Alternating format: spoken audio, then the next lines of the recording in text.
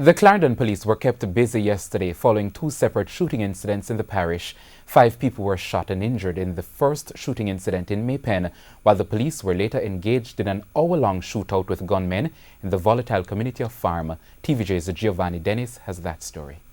Police, yellow tape, and not-so-frantic pedestrians going about their business in Maypen, Clarendon yesterday, an all-too familiar scene. This was minutes after 5 people were shot and injured by a lone gunman. It happened at the Denby Fourpaths bus park shortly before 4 in the afternoon. The gunman, posing as a customer, approached a female vendor at her stall in the bus park.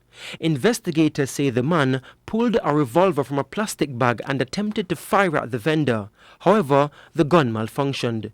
It's reported that he then pulled a pistol from the bag and opened fire, hitting the vendor.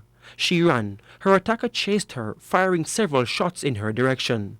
Commuters, vendors, bus and taxi operators scrambled for cover as shots rang out.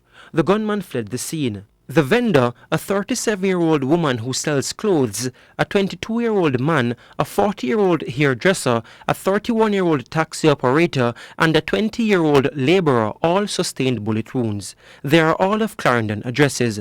The clothes vendor is believed to have been the target of the gunman.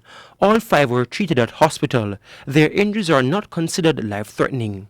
The police say the gunman is of dark complexion and about 5 feet 10 inches tall. Investigators say he was dressed in a blue plaid shirt, navy blue pants, black shoes and a tam. And 4 hours after that shooting, the Clarendon police were targets for barefaced gangsters in Effortville. It's reported that shortly after 8 o'clock, police were on patrol in the volatile community when they encountered armed men. The men reportedly opened fire at the police. A shootout ensued.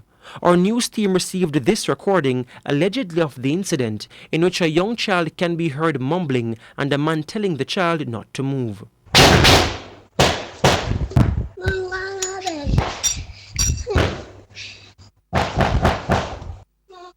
Relax now. Away I go. The gun battle lasted almost an hour. The gunmen escaped. When we contacted Superintendent David White, head of operations for the Clarendon Police, he said he was in an emergency meeting but declined to confirm if it was related to any or both of the shootings.